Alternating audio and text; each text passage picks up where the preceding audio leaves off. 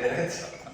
It's Saturday, right? So, thank you everyone for having me here. Thank you so much to our panelists. I am going to go ahead and introduce you. But first, I wanted to just thank everyone for being here. Again, Osvaldo from Chicago, Logan Square, Central Park and Fullerton. Those are my corners. When you mentioned them, I was like, who are you? What should we about? Yeah, I'm just kidding. And for me, you know, the reason, growing up here, my parents had a house, right? And so for us, I've always known that that's like a point of privilege, right? And it's really exciting to be here with you all to have this conversation. It's really exciting to be with you all here, just because as Latinos, you know, this is like the way that we knew. This is still the way that we know. This is how we know we made it. You know, when you own a house or when you own a place, right? So it's really exciting to be here with you all and to be able to have this conversation. So first, I'd like to introduce our Cook County Assessor, Assessor Kaegi. Fritz Kaegi is a Cook County Assessor, born and raised in the south side of Chicago in Hyde Park. He is a proud graduate of Kenwood Academy High School. Prior to beginning his career in Cook County government, Fritz served as a financial steward, helping families save for retirement and focused on helping small companies operate around the world. Under his leadership, he has improved homeownership's access to property tax savings, launched the Affordable Housing Program, improved assessment for homeowners, and continues to work on reforming property tax system. Please join me in welcoming. Okay, and I'll get to you right now. Then I'd like to introduce right now, here in the middle, we have Dr. Teresa Cordova. If you don't mind raising your hand. Dr. Teresa Cordova, a dear friend of mine, is a director of the Great Cities Institute at the University of Illinois in Chicago, and a professor of urban planning and policy. Dr. Cordova is an expert in community and university partnerships and methodologies of engaged research. Over the years, Dr. Cordova has been instrumental in affecting economic development policy and projects, the provision and design of infrastructure, local governance, and neighborhood change. She also co-authored a recent study called Fuerza Mexicana, who I believe you brought some stuff. I brought some few copies. You brought some copies, yeah. And the Fuerza Mexicana, the past, present, and power of Mexicans in Chicagoland. Research from the study is featured on the poster boards and the research outside. So please check that out. Here to my right, I have my very, very dear friend. And we'll talk a little bit more. You'll learn how to say dear friend. We were like reading in the trenches. Kaylu Gutierrez is the 14th Ward Alderwoman representing parts of Arthur Heights, Gage Park, Chicagoland, and West Elston. She is a dedicated, I'm from the north side, I don't know how to pronounce these things. She is a dedicated public servant who made history as the first Latina to hold the esteemed position of the 14th Ward in Chicago. Born in Guadalajara, Jalisco, Mexico, Kaylu immigrated to the United States seeking a better future and opportunities.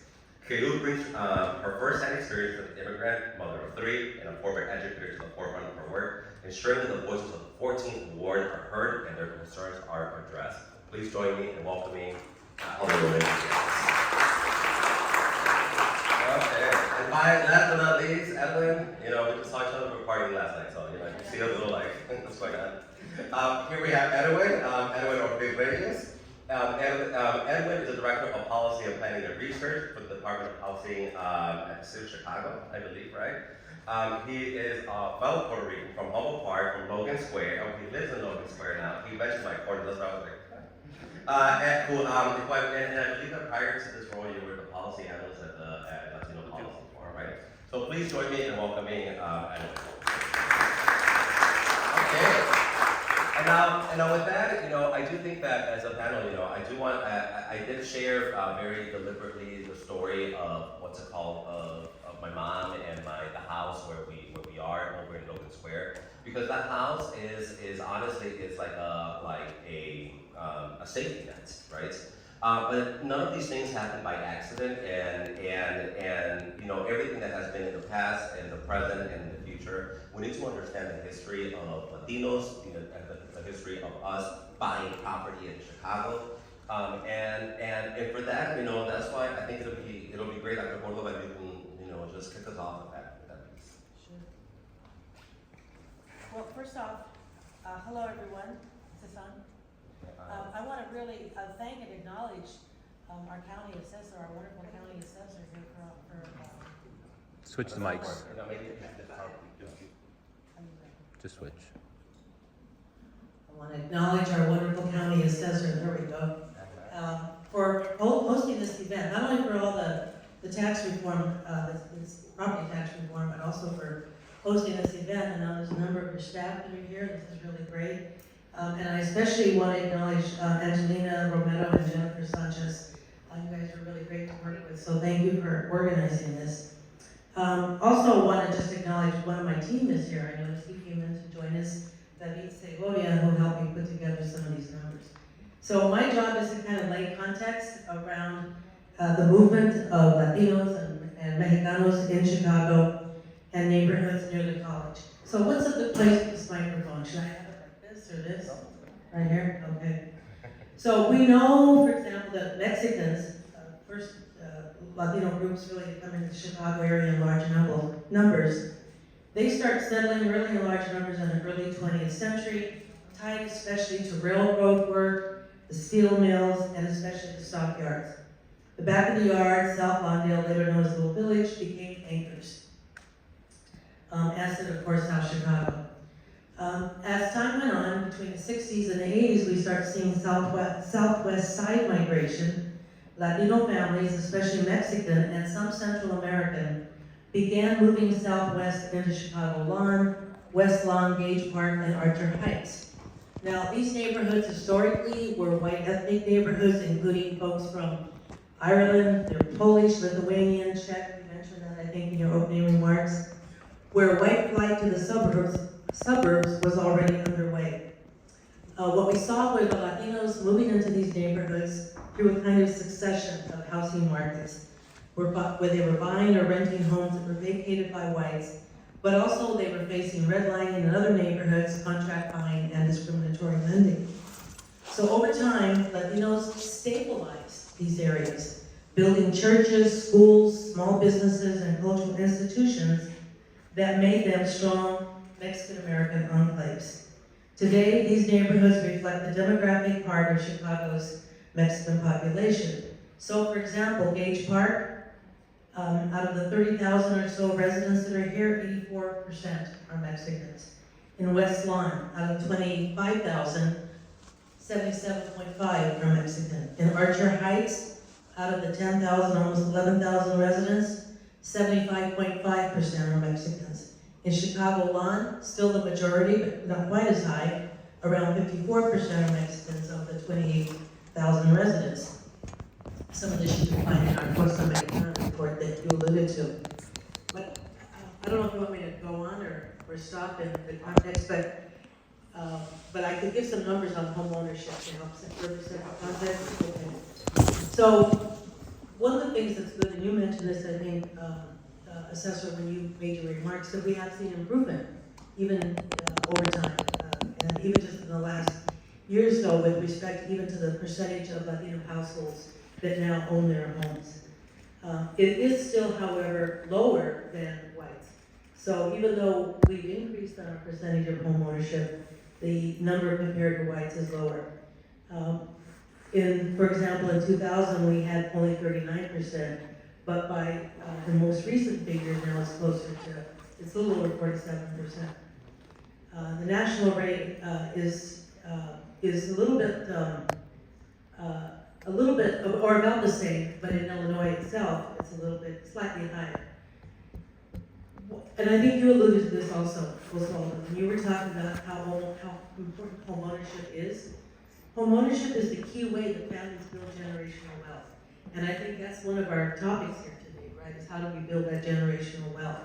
And home ownership is one way to do that.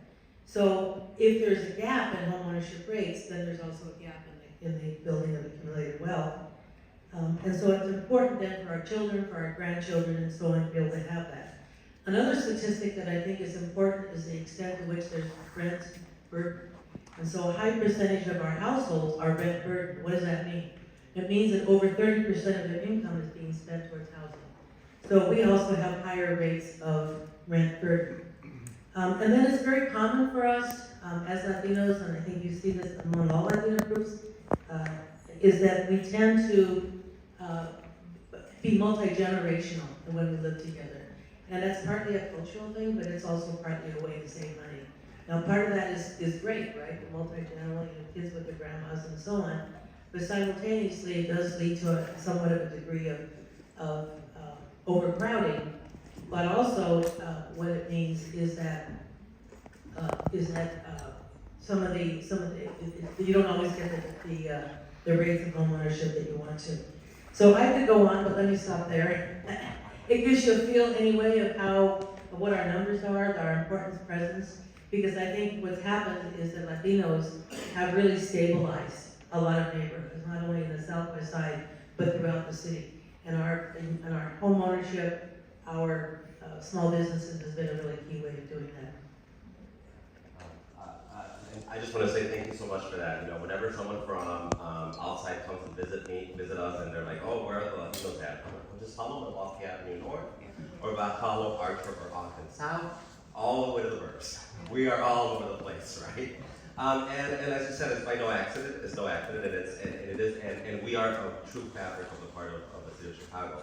And thank you for mentioning about the multi-generations. For a long time, that building really where my mom was at. It was like my sister and husband, and 2 kids in one, us and another one, my mom is the other one. And you know, that's how we live. It is, I mean, overcrowding, but you know, but it is home, right? And for me, you know, the other part of the owning the house and being excited about we made it is, I mean, the other part about owning a house is we gotta pay taxes now, right?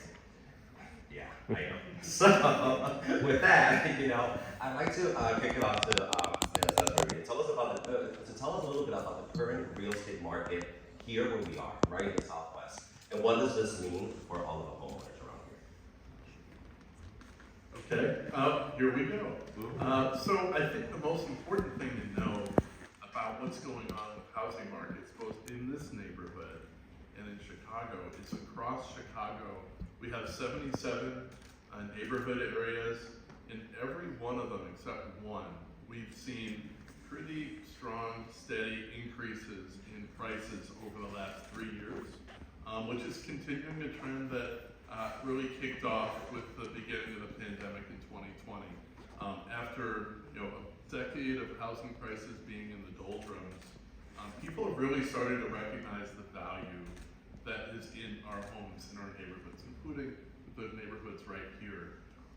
And so basically, there is a shortage of rental apartments in Chicago. We're at an all-time low in vacancy in apartments. And so there are lots of families out there who want to get a little bit more space, who maybe they're starting to have kids, they want the availability of schools, they want the amenities that come from living in the neighborhood, like the neighborhoods that were nearby here. So we're seeing homes that are, you used to be able to buy for below $200,000, moving up in the 200s, sometimes into the 300s. Now it costs about $400,000 to build a new home. So there's still a lot of value from buying a home in our neighborhoods. And folks who owned their home before the pandemic are realizing they're getting a return on their investment, and they're seeing these prices rise. And I think on the southwest side in particular, we've seen several years of strength here, where people are seeing, and we can talk about this with the representatives from the Chicago Bungalow Association, outside the Assurance Association. There's a lot of things that recommend our neighborhoods here. We have a lot of amenities. With that comes changes in circumstances, as you mentioned, when it comes to taxes. A lot of folks, if they owned a home back when these homes were worth under $200,000, the taxes were very low, especially if you had an exemption. And so you might not have thought about it much. But once homes start to get above $200,000, above $300,000, that's when taxes really start to pinch. And we want to make sure that everyone is taking advantage of all the benefits that are available to them. The very first one that I'd like everyone here to check, if you look to your right or to your left, if all of you are homeowners, one of you probably doesn't have the homeowner's exemption, which is worth about $1,000 a year off of your bill, and can take a big chunk out of any increase that you might be feeling as the rise in housing prices is happening. And we're seeing in communities that are majority Latino, we want to make sure that everyone is signing up for their exemptions. We know that there's some issues sometimes with it. We've learned that exemption itself is kind of a word that's kind of complex. It is savings. It's automatic savings off of your bill. All you have to do is fill out a form. Everyone's entitled to it. It's for anyone who it's their main residence, regardless of citizenship. Anyone can buy property in America, and anyone is entitled to get an exemption on their home as well. And we want to make sure that among folks who don't speak English as a native language at home, might be first-time home buyer, first-generation American, or not yet become a citizen, you're entitled to these exemptions. We want everyone to take advantage. And especially if you're a senior, or if you have a senior living in your household. We know we have multi-generational folks. If you have a senior who's on the deed, they're entitled to a senior exemption on the home, which can double the impact. And if their income in the household is under $65,000, you're entitled to a freeze on your assessment, which is one of the most valuable exemptions you can get in an environment where housing prices are rising. We're trying to do other things to confront what is an affordability crisis for our neighbors who live in this community. When it comes to renters, they're very exposed to this gentrification.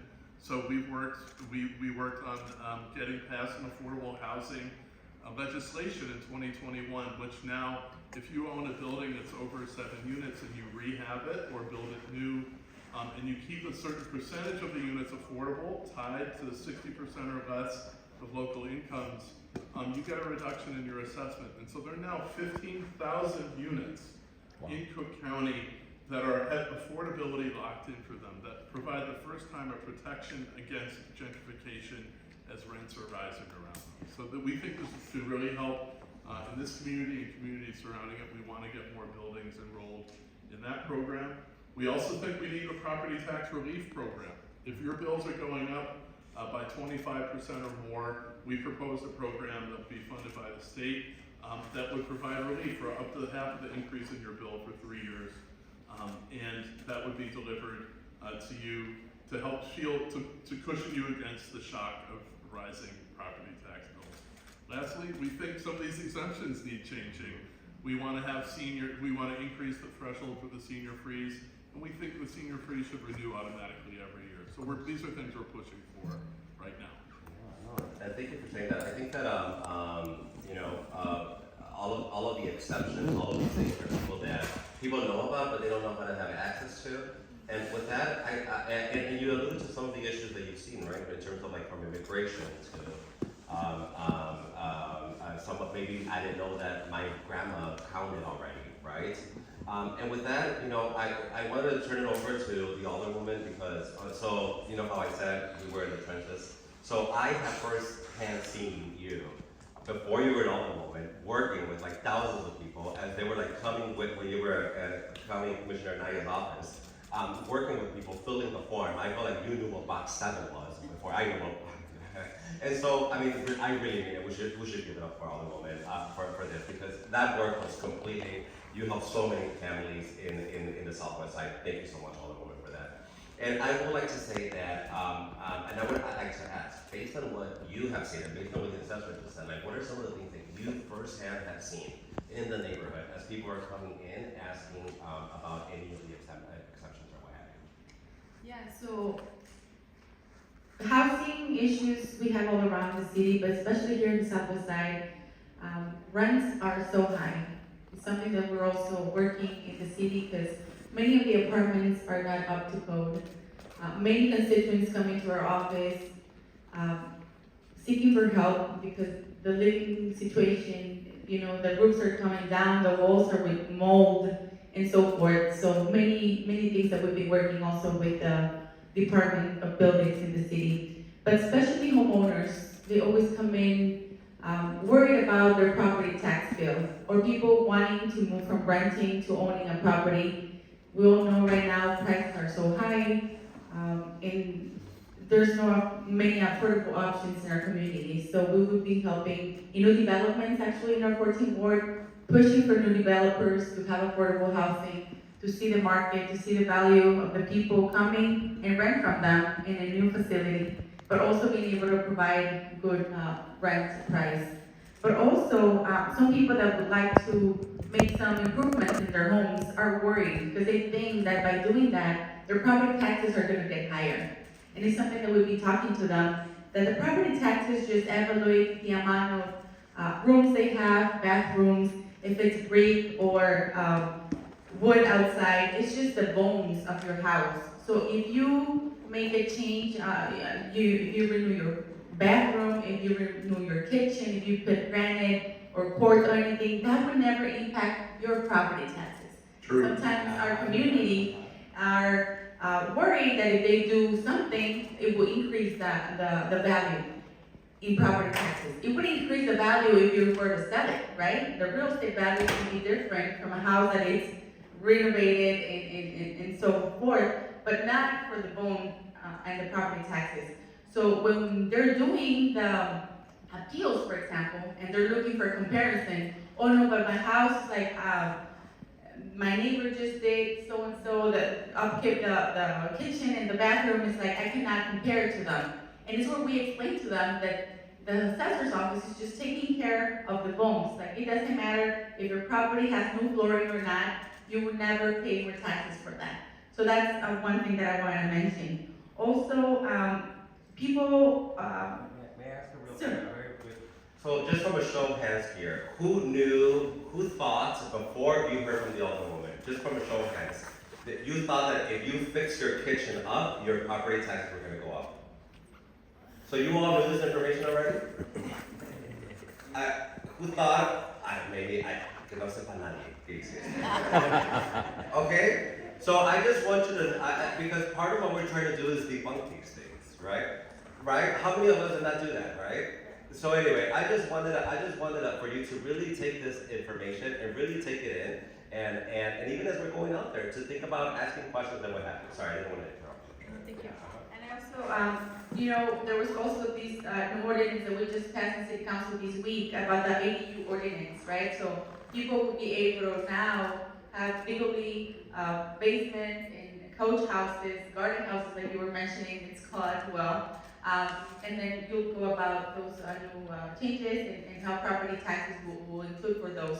But then there's no opportunities for people to have these opportunities to create more housing in our neighborhoods, but also being able to provide a good rental property, right? Good up to code and everything what I was mentioning before, because that's so important. Like it really breaks my heart when community members come in and the conditions are leaking. That's why we totally need to work on that, but I'm happy to support it in our office. You know, also we've done it, as Osvaldo mentioned, I've done it with the commissioner, now as an alderwoman, we continue to do it in our office.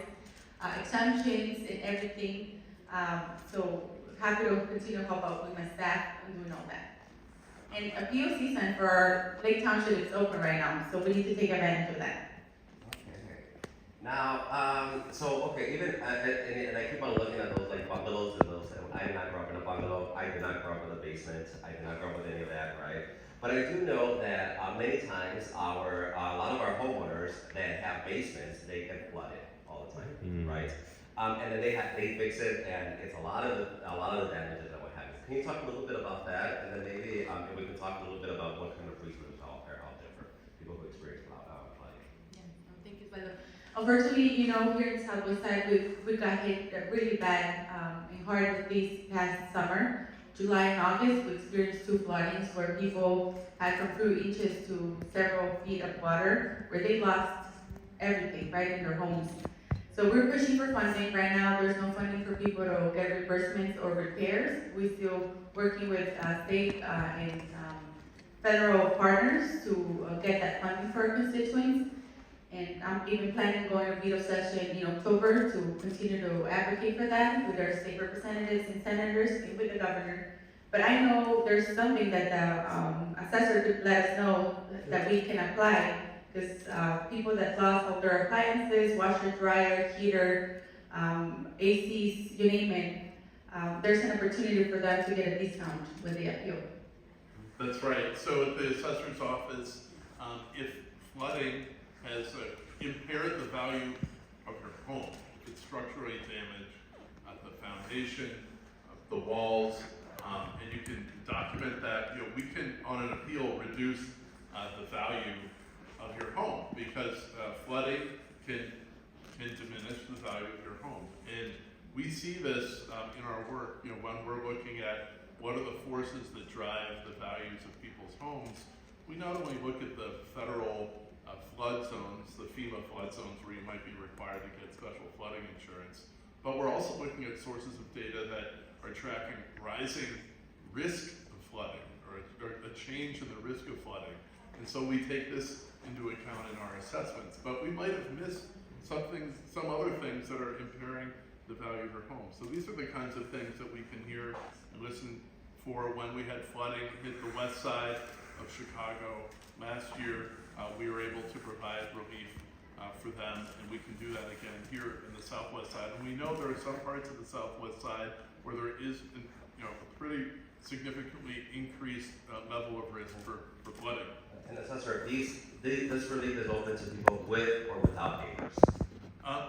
It is for anyone who owns property. All the benefits that we have at our office, there is no citizenship test whatsoever. Anyone can own property in the United States, and we provide benefits for everyone. So we don't even ask about citizenship because it's not appropriate. Because people have to pay property taxes regardless of their citizenship. The benefits that we offer are for everyone, regardless of their citizenship. And we are present in communities. We work with organizations, and we're very careful to make sure that we're providing benefits to everyone where it's available. We have multilingual staff. We had 217 outreach events last year, one for almost every business day. 60 of them were in Spanish. We pay bonuses to people who speak Spanish fluently for joining our team, and we're always on the lookout for more people to work with you in communities to make sure that everyone's taking advantage. The other thing that I wanted to mention in terms of repairs, if you're doing repairs and rehab, and we have some organizations here like the Neighborhood Housing Services that helps to pay for rehabilitation to upkeep homes, is that upgrading your home, if you're not changing the square footage, is generally not going to result in any change in your assessment. I want everyone to know that. And if you're building an ADU, if your neighbor builds an ADU, it's not going to impact your own assessment, and it's going to take us years to look at this ADU law that passes to change any practice from that. We require years of past pattern to change some of the ways that we go about assessing homes. So I wouldn't be too worried about ADUs changing how you're going to be assessed. If you add footage to your home, that does tend to change the value of your property, but there's also another exemption. It's the home improvement exemption. If you're paying up to $65,000 to do a repair that expands the footage of your home, your assessment is not increased for several years afterwards. So that's an important exemption that you automatically get when you make a rehab to your home. And now if I could actually switch it to Edwin, because it was a very good transition about ADUs. I have no idea what an ADU was. So Edwin, if you can tell us what is ADU, give us the common terms that you hear out there. How do people know what an ADU is, right? And how is this going to benefit and affect us? Sure. So an ADU is an acronym for an additional dwelling unit. Those are often called basement units, attic units, granny flats, coach houses. There's a number of terms that are out there. But when we talk about ADUs, we're usually talking about either a coach house, which is a detached building, usually in the rear of an existing property, or a conversion unit, which is an attic or basement conversion that is rehabbed to be an apartment. And I really want to highlight something that's like ADUs, coach houses, granny flats, whatever you want to call them, were one of the most common housing types for affordable housing in Chicago for decades and decades, up until 1957. Just to clarify, ADU is like if I had a place in my garage, like in LA. Yes. Like an apartment in my garage. Yes. Got it. Okay. Yes. Or if you have a basement. Can I ask a clarification question on that ordinance though, real quick? Yes.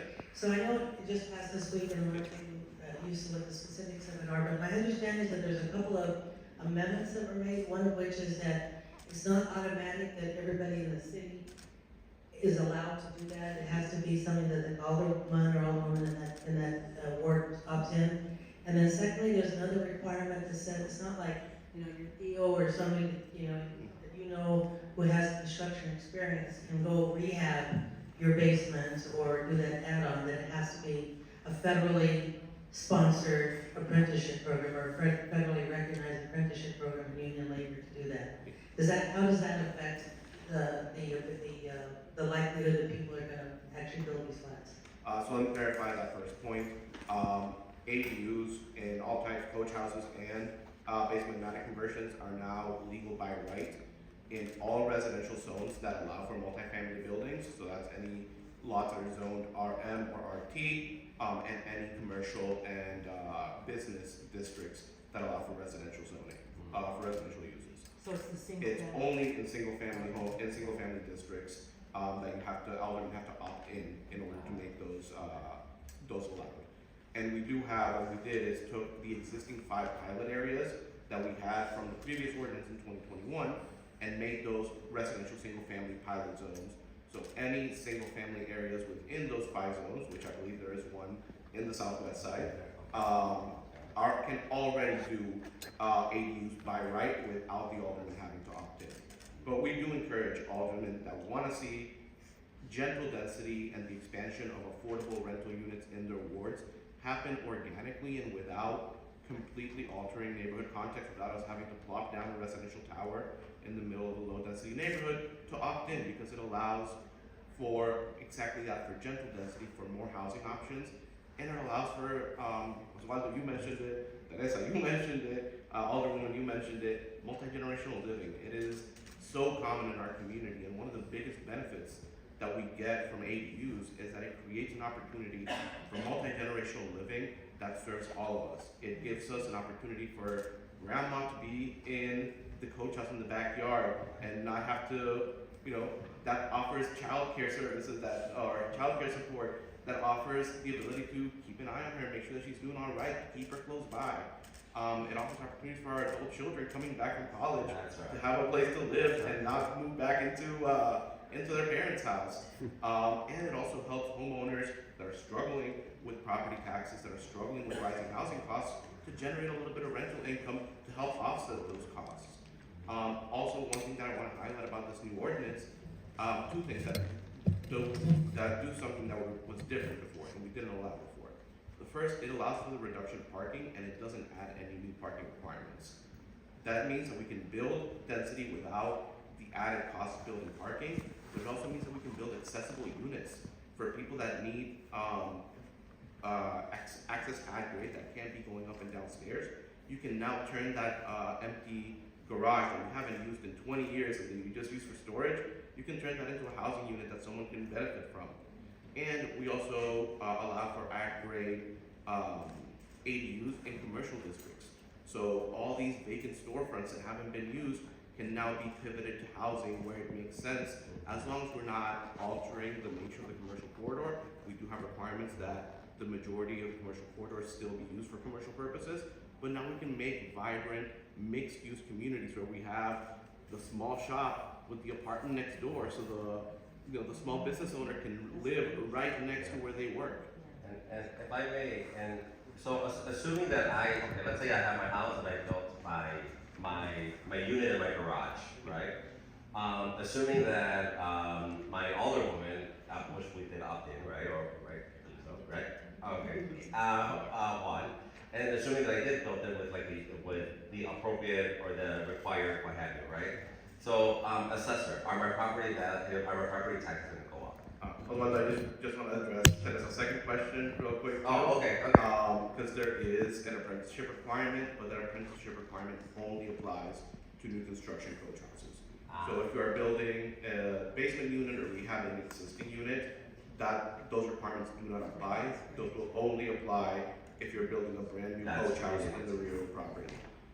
So the thousands of illegal basement units that are out there that we want to bring up to code, to your point, Alderwoman, those will not have those added construction costs. Those can just go through the normal process, get zoning, and be brought online.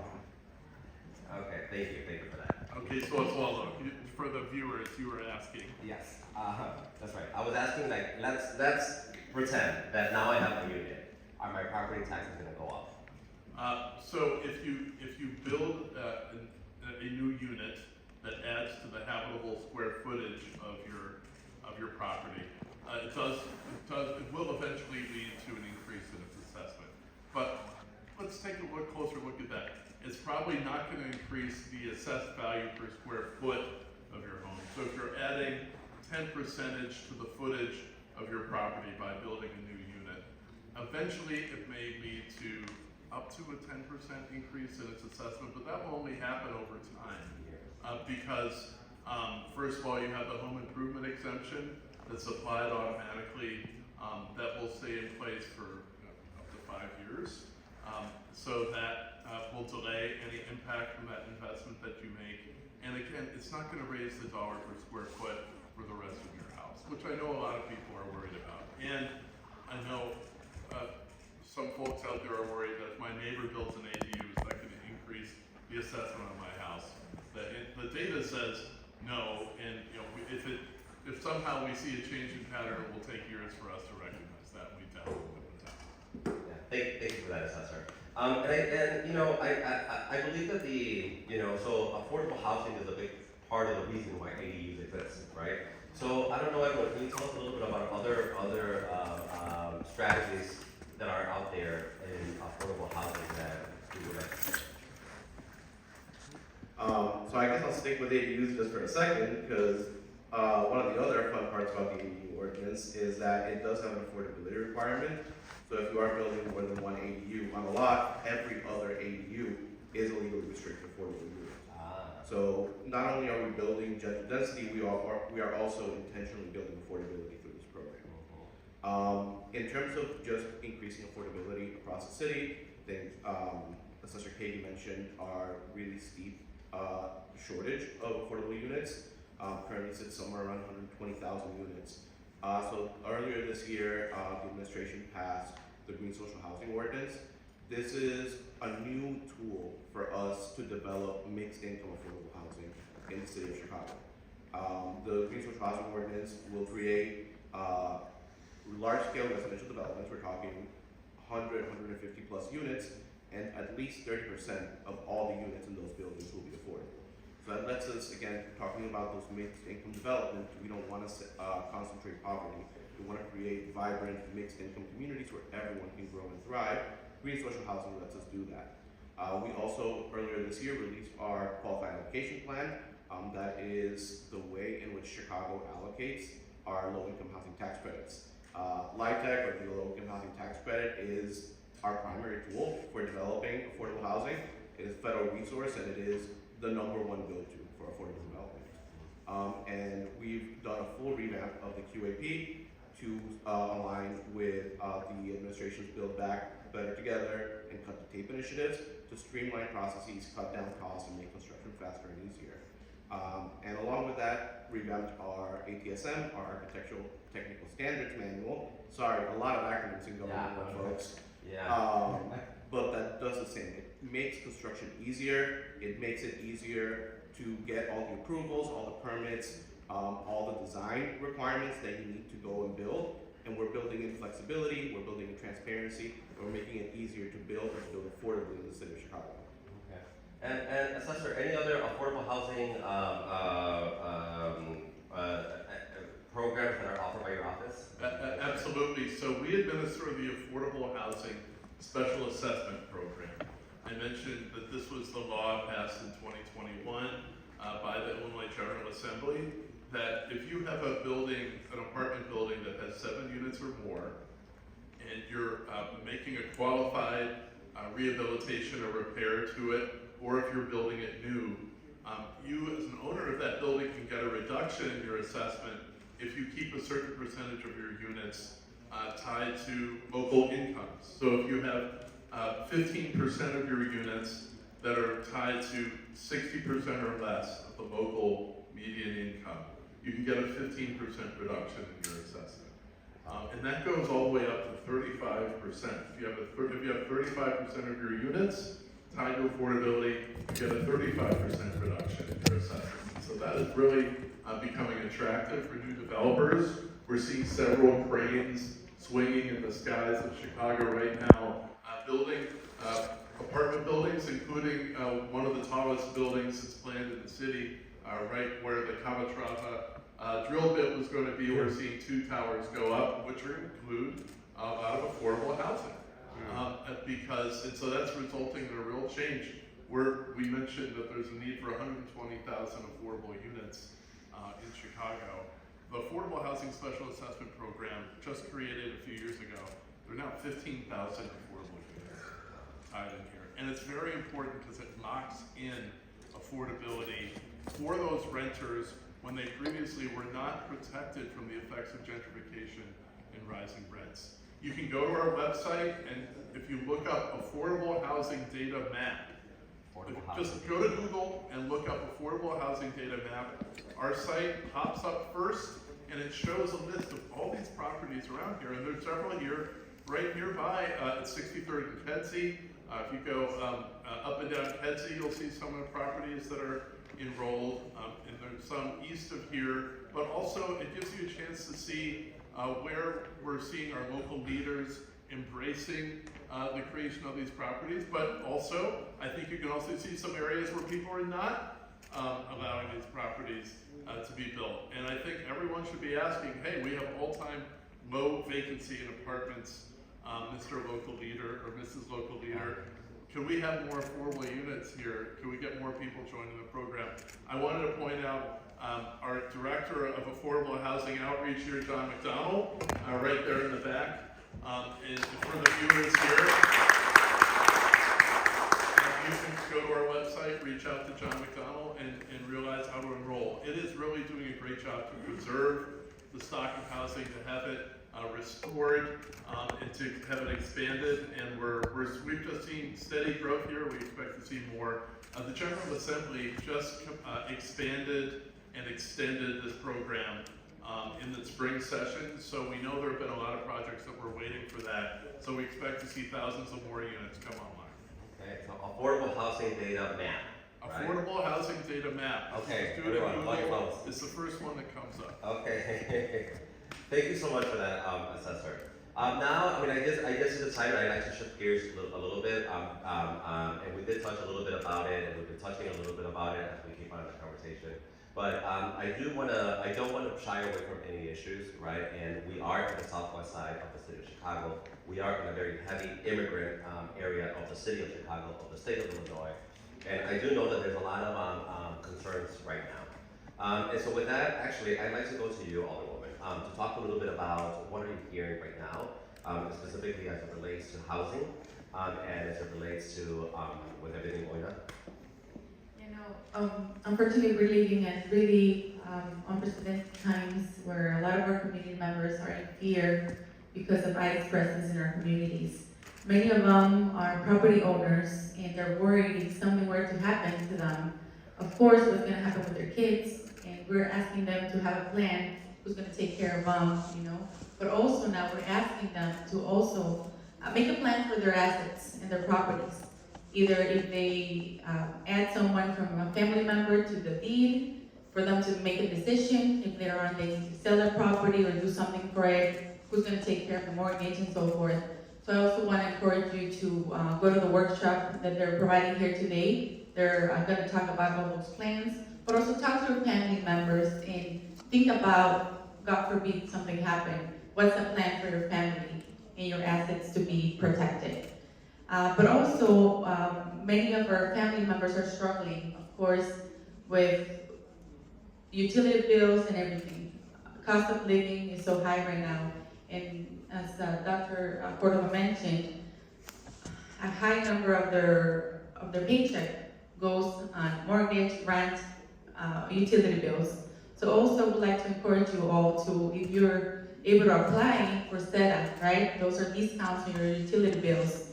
Seniors could also apply for a discount on the sewer usage in their water bill. So there's a couple of different options for you guys to take advantage of some discounts or some affordable opportunities, right, to pay all those bills and stuff. Reach out to our offices so we can help you to apply. But also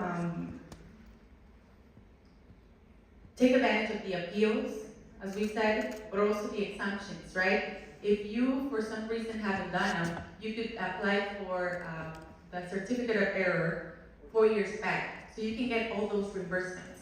With all that money that they could send you back, you can pay your bills, or you can pay other bills with it. So take advantage of that as well. And then also as a reminder, there's 2 opportunities to appeal your property taxes. One with the assessor's office, the second one with the Borough Review. Don't wait until the second one. If you can't, do both. No, thank you for that, Alderwoman. And Edwin, do you know of any kind of protections from the city of Chicago that immigrants have, specifically immigrants who own homes? Yeah. So no specific protections like that, but we do have, the city does have a welcoming city ordinance. The welcoming city ordinance is basically what makes Chicago a sanctuary city, and it explicitly prohibits any government official, any government employee at the city from interacting, asking about immigration status, or interacting with federal immigration enforcement. So what we are trying to do is really make our public services as accessible as we can to everyone regardless of citizenship status. And that's true also for our programs in the department. Programs like our home repair program to address some of the issues that the Alderman mentioned, our emergency heat repair program, which as we get into the winter is ever so crucial, and our down payment assistance programs, our housing counseling centers are all available to everyone regardless of immigration status. We are really trying to do the most that we can to make all of our services, all of our programs, all of our assistance accessible to everyone. Whether or not you are a citizen, if you are a Chicagoan, you should have access to these services. And just to talk about that, any city service, any government service whatsoever, it's provided to every single one of our constituents. We would never ask about your status, these services, these programs, these discounts.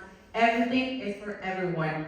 And we would never share none of your information with no agencies. So you need to be sure that your information in our government, in our offices, are in a safe place. We're never going to share anything, and you really need to take advantage of everything. This is for every single one of our constituents. Yeah, and if I may ask, I mean, because I do want to actually bring in a little bit of your perspective at the photo. You're a researcher. You're in many ways to me you're a historian because you know all of these different pieces. This is not the first time that Latinos have gone through something like this. We all know Operation Wetback. Right now we have Operation Midway Blitz. And it just keeps on being the removal of Latinos and Mexicans and what have you, right? So I want to know from your perspective, what's different now, right? I feel like in all of this, is there anything that is at least different and more, and we have a little bit more power? From your perspective, how do you see all of this? So we're gonna go there. We're gonna go there. There's a very significant difference. Let me say a couple of things to set up that answer to that question. One of which, you've been hearing folks, the Alderwoman, or the folks from the housing department of the city, the assessor's office of the county, talking about how these services are available to all people who own property, regardless of their citizenship. I want to remind us something we all know, which is we have paid into those, right? Latinos are a very important part of the economy, right? Whether in the whole range of taxes that are paid, as consumers, as business owners, as workers. So the vitality of this economy is very much a function of our presence. And in a lot of ways, our presence here has helped save and stabilize our economy, and provide growth to our economy. And so part of that also points to, over the years, the ebbs and flows of our presence here, as it relates even to federal immigration policy, has been very much in line with the ups and downs of the needs for our labor. So when they want us, they'll recruit us to work in the steel mills. They'll recruit us to work on the railroad. The Depression hits, they don't want us, they'll send us back. They repatriate us. And you can see that over the last century plus, right, how that trend has continued. To your question, what's different is in all those different moments of deportations and repatriation, folks were deported. What's different now is they're being detained. Right? So they're being detained for long periods of time without due process, without any kind of access, wondering where they are, not getting the numbers of meals, having to pay for cups, this and that, for even to get some water. What's different? That the industry known as the detention center industry. It's a huge billion-dollar industry. And there are some groups that are making major buku bucks, even just in this quarter. So what's different is that there is a huge economic incentive, not to deport, but to detain. And I think we really need to look at that as a federal policy, because it's not our local businesses that are benefiting from this, certainly not our families and our households, and it's not even our corporations, right, that are benefiting from this. It is this particular industry that benefits most, not by deporting us, but by detaining us for long periods of time without a due process. So I think that's an important kind of context that helps explain some of what's going on. Well, and I would like to say that another big difference that I'm observing, just as I'm seeing here, is that we have this leadership now, right? I mean, we truly do, right? I'm not sure what it was in the 50s, I'm not sure what it was before, but seeing this right now is giving me some sort of hope, right? And that we're all in this together, fighting for this together. See, and I appreciate you going to a positive response to what I said, which is we've always kind of come back to where's the hope, where's the possibility for organizing, how do we come together, because Lord knows we do need to come together on these issues. That's right, that's right. Okay, I do know that we're already almost on time. I do want to give an opportunity for any of you to give any kind of closing statement, thoughts, anything that you're thinking about. We touched on a whole lot of issues, right? From the, ADU, right? to housing, to renting, to what's going on right now. Any closing thoughts before we close the panel and let folks go to their concurrent sessions? Well, first of all, I thank everyone for being here. Take advantage of the sessions. I want, first of all, just to reemphasize the point, because it does bear repeating. In America, in Illinois, in Cook County, anyone can own property, and therefore, anyone who owns property is entitled to the benefits of owning that property, regardless of citizenship. And we, at the Assessor's Office, are here for those folks who are here today in the auditorium or watching us online. I want to make sure that you know that these benefits are available to you, and these benefits are big. The exemption, the homeowner's exemption, is the biggest way to achieve property tax savings. In Chicago, it's worth almost $1,000. In some of our neighboring suburbs, like in Summit, elsewhere nearby here, it's worth more than $1,000 a year, just for if that's your main residence. If you're a senior, you're entitled to another exemption, another source of savings. And we've really tried to make these exemptions easier for people to keep. We made the seniors exemption automatically renew. We worked with legislators so that people with disabilities get easier automatic renewal for their exemption. We're also pushing for automatic renewal of the senior freeze in the fall session because right now you have to demonstrate your income every year to get the senior freeze, which is the best way to protect yourself from rising property values from displacing you. We're trying to get that to renew every year because our state keeps track of income. We can just check that income information with the state so that our 100,000 seniors in Cook County who own homes don't have to go through this annual process of demonstrating that. Because we see seniors coming to our office every year having to go through this arduous process, sometimes in walkers, sometimes in really cold weather, and now with the additional dangers of being out on the streets, we want to make sure that everyone's taking advantage of that automatic renewal of the freeze that's possible under the law. We're also pushing for a property tax relief program called a circuit breaker. So if your bill spiked 25% or more, if it goes up 25% or more, we think you should get 3 years of relief for up to half of the increase in your bill if your income is below a certain level. And we're pushing for that in the legislature. 29 other states have programs like this. It's a cornerstone part of their property tax systems. We need it here in Illinois for our community so people aren't displaced in this time of pinched affordability. And we want to make sure everyone's taking advantage of the appeals process.